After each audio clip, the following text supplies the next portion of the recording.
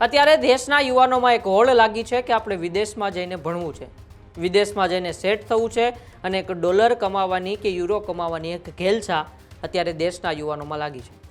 ત્યારે ગુજરાતની અંદર પણ હજારો વિદ્યાર્થીઓ દર વર્ષે વિદેશની અંદર ભણવા જાય છે, ત્યાં સેટ થાય છે, પરંતુ અમુક કિસ્સાઓ એવા વિદેશથી સામે આવે છે જે અત્યારના વિદ્યાર્થીઓ જે વિદેશ જઈ રહ્યા છે તેના માટે ચેતવણીરૂપ છે।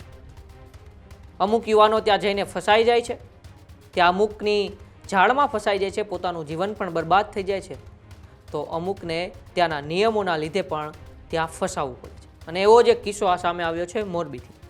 આજે તેની જ ચર્ચા કરવી છે કે રશિયા ગયેલો યુવાન આજે તેમની ત્યાં કેવી ગંભીર પરિસ્થિતિ છે અને તે ગુજરાતના કે ભારતના યુવાનોને વિદેશ જતા પહેલાં શું ચેતવણી આપે છે, આજે તેની જ આપણે ચર્ચા કરવી છે।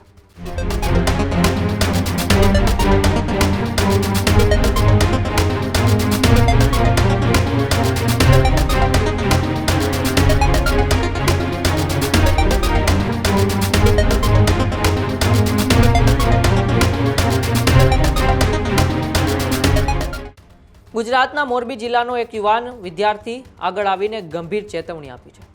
તેણે આરોપો લગાવ્યા છે કે તેને ખોટા ડ્રગ્સ કેસમાં ફસાવીને બળજબરીથી રશિયન સેનામાં ભરતી કરવામાં આવ્યો હતો। યુક્રેનમાં તેની ધરપકડ બાદ બહાર પાડવામાં આવેલા એક વિડીયોમાં તેણે ભારત સરકારને મદદ માટે અપીલ પણ કરી હતી, સાથે સાથે તેણે રશિયા જતા યુવાનોને ખૂબ જ સાવધ રહેવાની વિનંતી પણ કરી હતી। વિદ્યાર્થી તે કોણ છે અને આખી ઘટના કેવી રીતે બની હતી, હવે હું તમને તેની ચર્ચા કરું। વિદ્યાર્થીનું નામ સાહિલ મોહમ્મદ હુસૈન છે, જે ગુજરાતના મોરબીનો રહેવાસી છે। સાહિલ 2024માં સ્ટુડન્ટ વિઝા ઉપર અભ્યાસ કરવા માટે રશિયા ગયો હતો। અભ્યાસ દરમિયાન તે કુરિયર કંપનીમાં પાર્ટ ટાઈમ પણ કરતો હતો। આ સમય દરમિયાન તેના મતે રશિયન પોલીસે તેના પર ખોટા ડ્રગ્સનો આરોપ લગાવીને તેને ફસાવ્યો। ડ્રગ્સ કેસમાંથી મુક્તિ બદલામાં લશ્કરી ભારતીનો આરોપ પણ તેના ઉપર જેમ લગાવવામાં આવ્યો છે, તો સાહિલનો આરોપ છે કે રશિયન પોલીસ અને તેના જેલ અધિકારીઓએ તેને ડીલ ઓફર કરી હતી કે જો તે રશિયન સેનામાં જોડાશે તો તેને ડ્રગ્સ કેસમાંથી મુક્ત કરી દેવામાં આવશે। તેણે મજબૂરીથી આ ઓફર સ્વીકારી પણ લીધી। તેમનો દાવો કે માત્ર 15 દિવસની તાલીમ પછી તેને સીધા યુદ્ધ મોરચા પર મોકલવામાં આવશે। ફ્રન્ટલાઇન પર પહોંચતા જ તેમણે આત્મસમર્પણ કરી દીધું। વિડીયોમાં સાહિલે જણાવ્યું કે યુક્રેનિયન ફ્રન્ટલાઇન પર પહોંચતાની સાથે જ તેમણે તરત જ યુક્રેનિયન સેના સમક્ષ પોતાને આત્મસમર્પણ કરી દીધું। ત્યારબાદ યુક્રેનિયન દળોએ તેમનો વિડીયો રેકોર્ડ કર્યો અને ભારતમાં આ મુદ્દા વિશે જાગૃતિ લાવવા માટે તેની માતાને યુક્રેનની સેનાએ મોકલી અને ભારત સરકારને તેમણે ભાવનાત્મક અપીલ પણ કરી।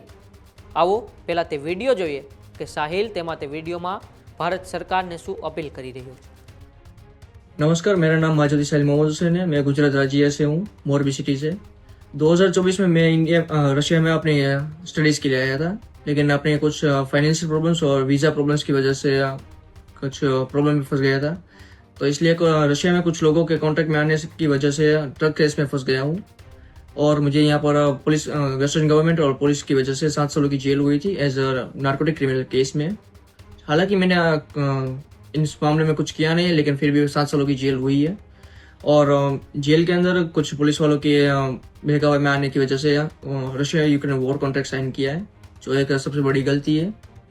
इस वजह से यहाँ पर फिलहाल मैं यूक्रेन में फंसा हुआ हूँ as a like war criminal. So now I don't like फिलहाल तो अभी होपलेस हूँ, पता नहीं अब आगे क्या होने वाला है।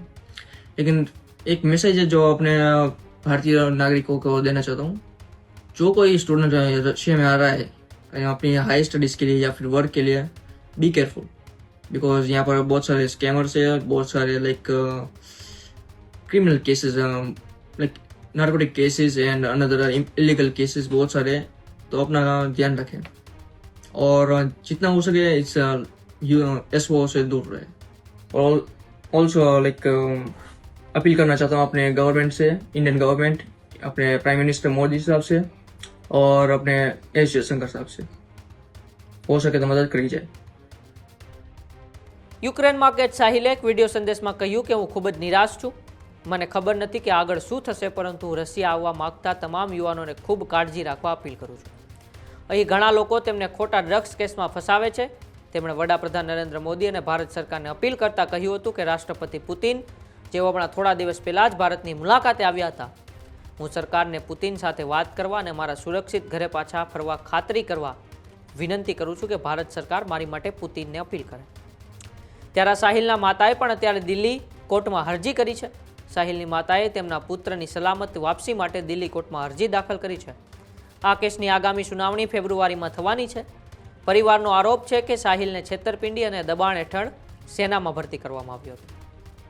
થોડા સમય પહેલા સાહિલનો જે વિડીયો વાયરલ થયો હતો તેમાં સાહિલ એક દાવો કરી રહ્યો છે કે 700 લોકોને ખોટા ડ્રગ્સ કેસના આરોપીઓમાં જેલમાં ધકેલી દેવામાં આવ્યા હતા અને તેમને પણ સેનામાં જોડાવાનો વિકલ્પ આપવામાં આવ્યો હતો. તેમણે કહ્યું કે મેં કોઈ ગુનો નથી કર્યો, મેં આ નિર્ણય ફક્ત કેસમાંથી છુટકારો મેળવવા માટે લીધો હતો.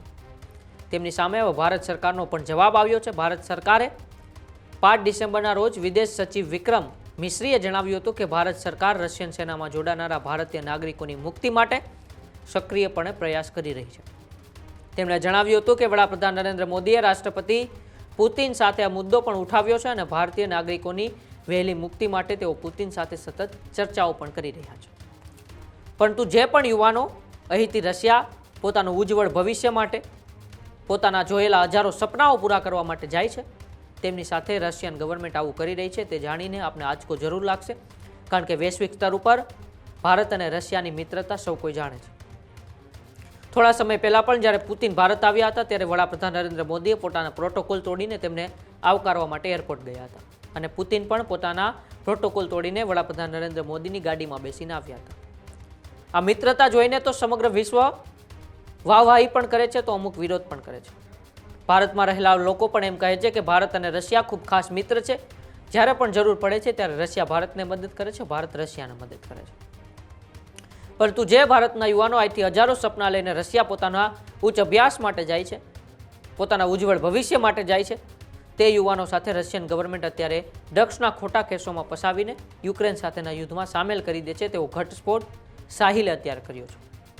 સાહિલના બંને વિડીયો આપણે સાંભળ્યા. તે બંને વિડીયોમાં સાહિલ ભારત ગવર્મેન્ટને નમ્ર અપીલ પણ કરી રહ્યું છે કે મને અહીંથી ઝડપથી છોડાવી દો અને યુવાનોને પણ એક ખાસ ચેતવણી આપે છે કે રશિયા આવતા યુવાનો માટે એક ચેતવણી પણ આપું છું કે તમે અહીં ધ્યાન રાખજો, કારણ કે અહીંના લોકો ડ્રગ્સ કેસમાં ફસાવીને તમને સેનામાં ભરતી કરી દેશે અને બાદમાં તમને યુદ્ધમાં જોડાણ કરી દેશે.